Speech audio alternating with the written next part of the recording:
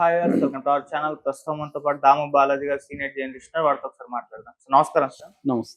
Sir, Jagan గారి గురువు గారు స్వరూపానంద స్వామి గారు పారిపోయారు హిమాలయాలకు అని చెప్పేసి వార్తలు ప్రచారం అవుతున్నాయి సార్. ఆయన సెక్యూరిటీ కూడా వద్దనుకున్నారు, ఆశ్రమాన్ని కూడా మూసేశారు, హిమాలయాలకు వెళ్ళిపోయారు అంటున్నారు. అసలు ఏం జరిగింది, ఎందుకు హిమాలయాలకు వెళ్ళిపోయారు, మరి పారిపోయాడు అని చెప్తున్నారు కదా, నిజంగా పారిపోయాడా? మీరేం చెప్తారు సార్? అంటే ఆయన ఆశ్రమాన్ని అయితే క్లోజ్ చేశాడని చెప్తున్నారు. రెండోది ఆయనే లెటర్ రాశాడు గవర్నమెంట్కి, ఇట్లా నేను హిమాలయాలకు వెళ్తున్నాను, రిషికేష్కి, అక్కడ తపస్సు చేసుకుంటాను, చాలా కాలం పాటు నేను అక్కడే ఉంటాను, కాబట్టి నాకు సెక్యూరిటీ ఇచ్చారు కదా, సెక్యూరిటీని మీరు వెనక్కి తీసుకోండి అని గవర్నమెంట్కి లెటర్ రాశాడు.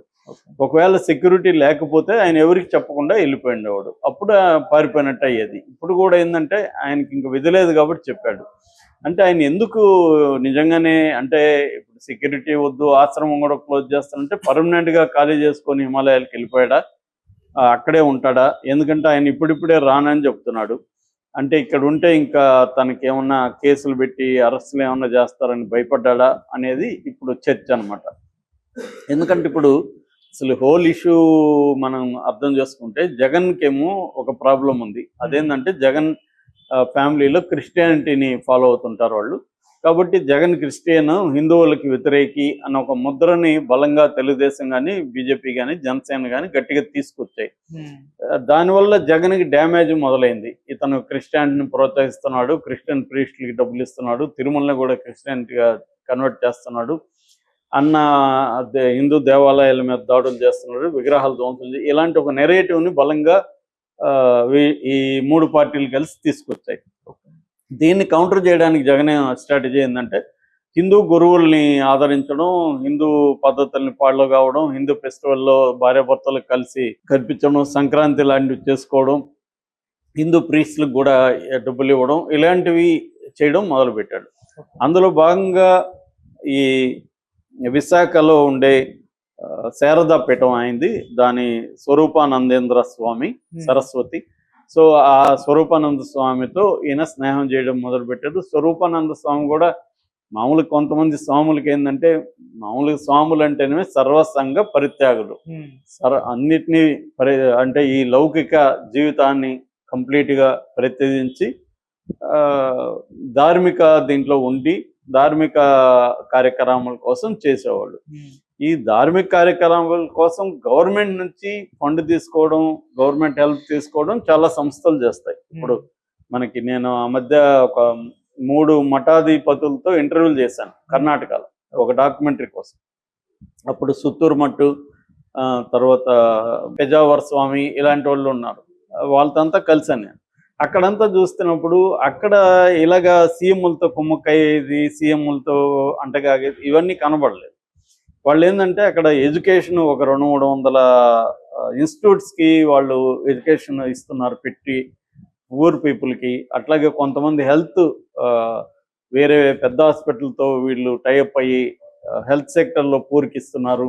అంటే ఎడ్యుకేషన్ అండ్ హెల్త్ ఈ 2 రంగాల్లో ప్రధానంగా ఇస్తున్నారు. అక్కడ ఆ మట్లో నేను పోయిన చోటంతా కూడా భోజనాలు కూడా చేశాను. చాలా హైజీనిక్గా, చాలా హైటెక్గా, శుభ్రంగా ఉంది.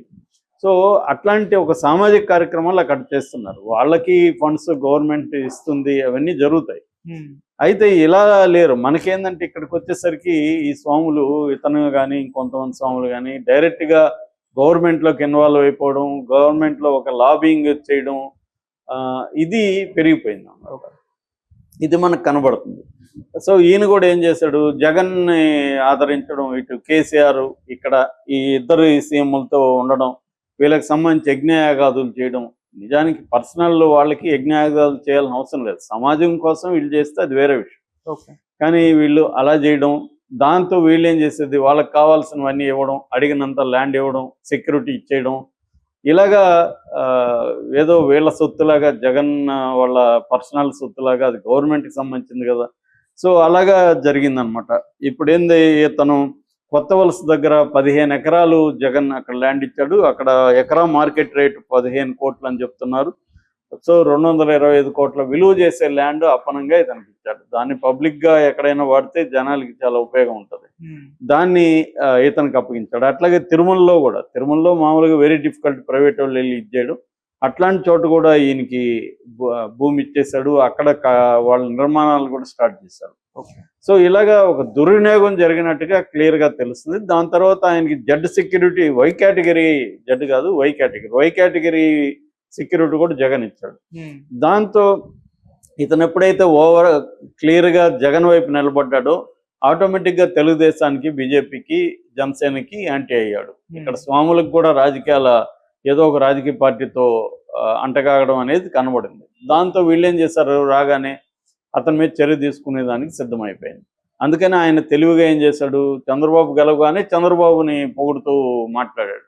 చంద్రబాబు పరిపాలనా అధ్యక్షుడు అవన్నీ మాట్లాడడం మొదలుపెట్టాడు.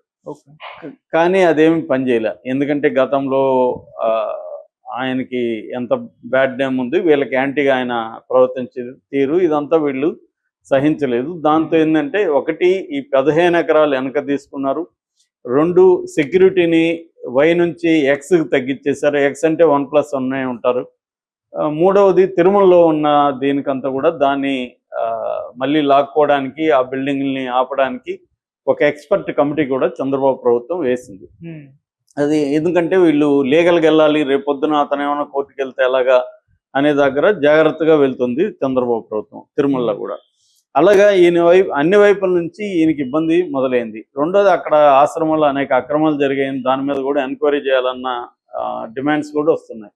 సో ఇది కానీ జరిగితే రేపొద్దున ఆయనకి తిరుమలలో ఉండదో, లేకపోతే ఇక్కడో జగన్తో కలిసి ఈయన కూడా అక్రమంలో ఉన్నాడు అని కానీ కేసు పెడితే రేపు ఆయన జైలుకి పోయే అవకాశం ఉంది. స్వామ్య గీమ అనేది ఇక్కడ చట్టానికి స్వాములైనా ఎవరైనా లోబడి ఉండాలి.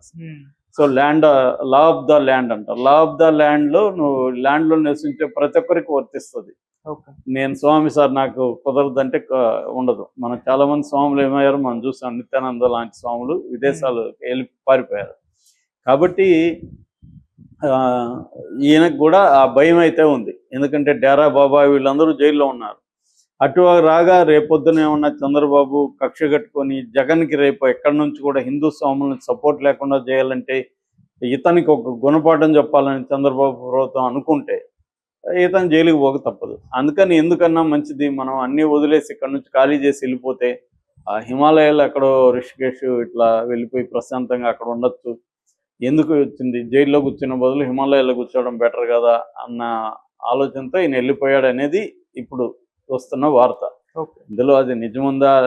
మామూలుగానే చాలా మంది ఏం చేస్తారంటే, ఈ స్వాములు కొన్ని సీజన్లలో కేదార్నాథ్ కావచ్చు, బద్రీనాథ్ కావచ్చు, ఇట్లాంటి వాటికి వెళ్తుంటారు. మేము కూడా పెజావర్ అనే స్వామిని కర్ణాటకలో ఇంటర్వ్యూ చేయాలంటే ఆయన తమిళనాడులో ఉన్నాడని చెప్పారు. తమిళనాడుకి వెళ్ళి చెన్నైకి వెళ్ళి ఆయన్ని చేసాం. ఎందుకంటే ఆయన 3 నెలలు అక్కడే ఉంటారు. అలాగా ఈ స్వాములు కొన్ని చోట్ల షిఫ్ట్ చేస్తుంటారు. అలాగా ఏమన్నా ఈయన వెళ్ళాడా, లేకపోతే ఈయన ఏంటంటే ఎక్కువ కాలం నేను అక్కడే ఉంటానని చెప్పడం వల్ల ఈ డౌట్లు ఇవన్నీ వస్తున్నాయన్నమాట. ఓవరాల్గా జగన్ గురువు పారిపోయాడు అన్న వార్త వస్తుంది. జగన్ గురువును చంద్రబాబు తరిమేశాడు. అంటే చంద్రబాబు వ్యూహం ఏమై ఉండొచ్చు అంటే, జగన్ గత అక్రమాలన్నింటినీ కరెక్ట్ చేయడం అనేది ఒక ఉద్దేశం అయితే, భవిష్యత్తులో జగన్కి ఏ హిందూ గురువు కూడా ఓపెన్గా సపోర్ట్ చేసే పరిస్థితిని కట్ చేయాలి. కట్ చేయడం వల్ల జగన్కి ఉండే వ్యూహం ఏదైతే ఉందో, హిందూ మొన్న కూడా విజయవాడలో ఒక గురువుని కలిసి వచ్చాడు జగన్. సో వాళ్ళ నుంచి యాక్టివ్ సపోర్ట్ లేకుండా జగన్కి చూసుకుంటే పొలిటికల్గా జగన్ని ఇబ్బంది పెట్టడానికి ఉపయోగపడుతుంది అనేది చంద్రబాబు వ్యూహంగా మనకు కనబడుతుంది.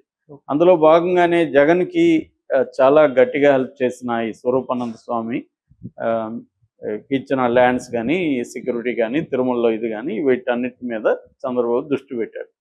దీంతో ఆయన ఏం చేశాడు, ఇక్కడ ఉంటే జైలుకి వెళ్తామని భయపడి ఆయన వెళ్ళిపోయినట్టుగా మనకి అర్థమవుతుంది. Okay sir, thank you so much.